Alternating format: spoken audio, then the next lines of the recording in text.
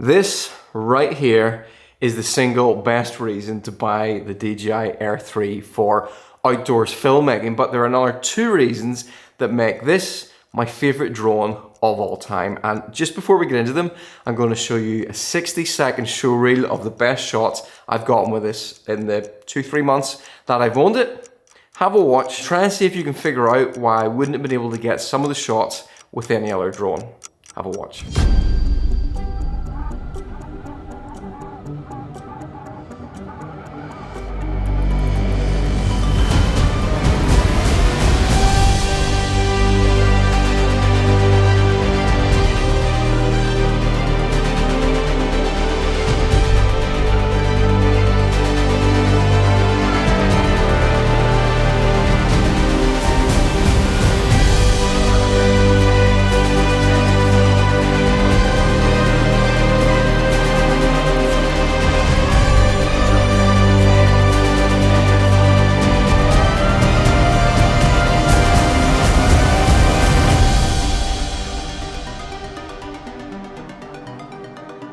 My name is Stephen Reed and I've been flying drones now for over 7 years, including commercially, and the bulk of my drone work is for my outdoor adventure videos over on my main channel. And as a professional, I value high quality and creative flexibility in my imagery, but I can be out carrying a lot of kit, so I also value that creativity and that flexibility in the smallest, lightest package possible, which is exactly where the Air 3 comes in. If weight wasn't an issue, I would probably buy the Mavic 3 Pro because after all, it has a better camera. It's got a micro four thirds sensor and it's got 3 cameras, including like 120mm telephoto lens, and it can shoot 5.1K in professional formats, but it's nearly 1/4 kilogram heavier than this drone and it's significantly bulkier. The most lightweight option I could go for would be the newly released DJI Mini 4 Pro.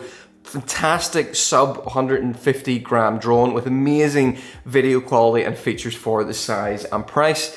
I've actually been using its predecessor, the Mini 3 Pro, as my main drone for the last year or so, and this thing is fantastic, but with a few limitations, which I will come to. And just as an aside, to be honest, I actually think that the newer Mini 4 Pro might actually be the best option for most people because it is really lightweight, and the fact it's lightweight puts it into a lower category for restrictions in most countries, and I'll talk a little bit more about that later. And the video quality from it is good enough for professional use, but there are 3 things that this kind of category, this kind of size of drone lacks compared to the Air 3, and those 3 things are the reasons why this is the perfect drone for me. And number 1 is this twin lens setup on the front here.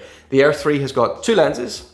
It's got a 24mm lens and it's got a 70mm telephoto. Both of those lenses have behind them a 1/1.3 inch sensor, which is actually the same sensor size as is in the Mini 3 Pro and the newer Mini 4 Pro, although this does have better video quality.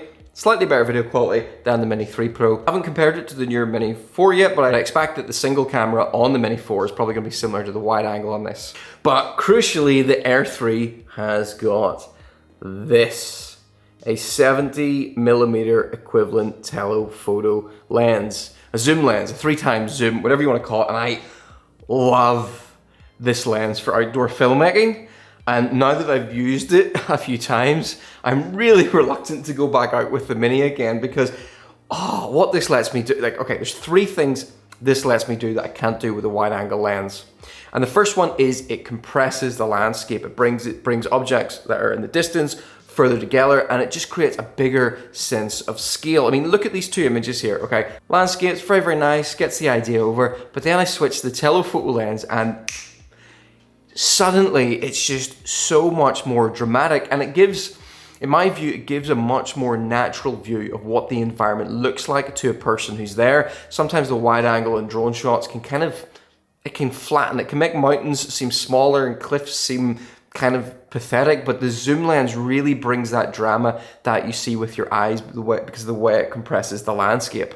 So the second thing is then the parallax effect, and this is when objects closer to the lens move at different speeds from objects in the background, and this means you can do like panning shots or orbiting shots where you can see the different layers of landscape shift and move. It works actually really well with clouds. It also works really well if you've got like a lone person standing. You can like zoom around them and the landscape seems to spins around in the background. It's a really creative type of shot you just can't really do with a wide angle lens. And then the third thing is that having a 70mm lens allows you to get closer to people, boats, vehicles, animals, basically anything that you couldn't normally really get that close to or wouldn't want to get that close to. The 70mm lens allows you to get much closer shots without actually being anywhere near it. Here's a good example here showing the wide angle lens flying near a ferry, and then I switch the telephoto lens. It looks like I'm really close. Plus again, it gives you that compressed look, which I think is really good for tracking vehicles and boats and things like that. So for me, the creative possibilities that this opens up is well worth the extra weight, because this drone weighs around 700 grams, something like that. So it is it's more than twice as heavy as the Mini, but I would take that extra weight any day to have the extra creative possibilities that this lens opens up. And yes, while the footage I get from this wouldn't be as good as what I would get from the Mavic 3 Pro, that bigger drone, I'm more than happy to take that slight reduction in quality for a drone that I'm a lot more likely to take with me. Even though there's only like a quarter of a kilo difference, it does add up over a long day, and the extra bulk of the 3 makes it more tricky to get in and out of backpacks. It means I might end up bringing a bigger bag than I would expect. This is the drone that will get used the most often. This is the sweet spot. This is the Goldilocks drone. This is the perfect bowl of porridge of a drone, and yeah, I love you. Sorry.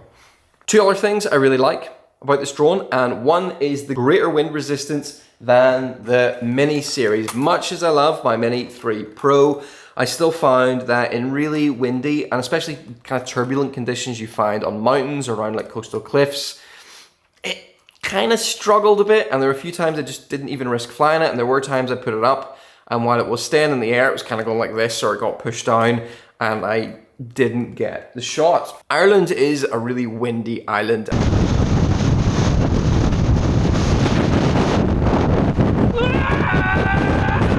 And dietary issues aside, we also have pretty bad weather a lot of the year, and that also involves quite strong winds, and especially on high ground or in hills, and that really applies to any hills or any mountains. Anywhere, the higher you go, the higher the winds, the more you need a drone can tackle stronger winds. Of course, everything has its limits, but the greater size and the greater power of the Air 3 mean it can handle much more windy conditions than the Mini 3 Pro or the Mini 4 Pro. In fact, those cloud shots that I showed at the start, which is some of my favorite footage of all time, I would not have been able to get those shots with the Mini 3. They couldn't have handled the wind, and also those shots used the 70mm telephoto lens in this to get that real compressed parallax effect. If you want to see just how well this drone can handle wind, go to DC Rainmaker's page and check out his wind resistance tests, and you'll be pretty impressed. So the last big thing for me is the incredible flight times of the Air 3. The Air 3 can stay airborne for up to a theoretical 46 minutes, and that's going to be in perfect conditions. The Mini 4 Pro gets 34 minutes, and the Mavic 3 Pro gets 43 minutes. So this will fly for almost 10 minutes more than the Mini 3 Pro. Now, personally, I try and start to land the drone once it gets to about 20-30%. So in practical terms for me, that means I got about 30 minutes per battery, 3 batteries in the Fly More kit. That is 90 minutes of flight time, an hour and a half. And a theoretical flight time of 2.5 hours. But yeah, that's just incredible. It means I can fly in the air for so much longer and spend a lot more time getting that shot. And that can be crucial if I'm flying around sunrise or sunset, where having to land and swap the drone means you can miss the shot. Now, this drone does have a ton of other amazing features for video and photography, and that includes the new 04 transmission, which is the best transmission I've ever used in a drone. It's amazing if you end up like flying behind objects or through trees or things like that. The signal stays a lot better. It also means theoretically you can fly further, although restrictions apply. But it means your signal is always strong, clear, and crisp. It's really, really nice. It also has fantastic tracking. It's got an autopilot feature where you sort of start flying, start a movement, hit autopilot, and it'll just continue it. It has waypoints mode. You can set like points in the air and it will fly between them and you can do movements. Really good for like hyperlapses, or say you want to do a time lapse showing seasons changing, things like that. It'll shoot panoramic images, it'll shoot bracketed images for HDR. It's got quick shot mode, so all you have to do is hit a button and it'll go and fly and do complex shots for you.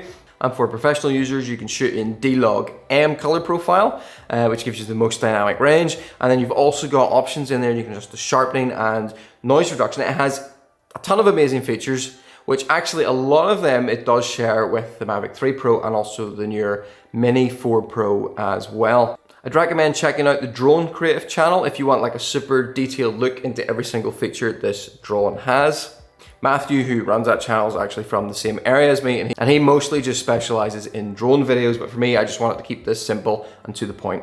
Now, there is just one major reason I want to point out why you might want to consider something like the Mini instead of the Air 3, and that comes down to sort of legal restrictions in your area, and the laws around drones are complicated and they're constantly changing. But I guess to summarize in simple terms, in the UK, this drone you can't fly within 150 meters of residential areas, of built up areas, of commercial areas or industrial areas, and you can't fly it anywhere near uninvolved people, whereas the Mini you can. There's a lot less restrictions on that. Now you can do a certificate, a basic certificate called the A2 CFC, which actually I would recommend anybody who wants to fly a drone kind of around this size does anyway. You can do it for about £50. It's an online course. It also means you can then fly commercially, but that removes a lot of the restrictions. Now, there are other complexities around this involving the class of drones, but I just don't have time to get into it in this video. So if you are interested in a larger drone, it's worth checking those things out.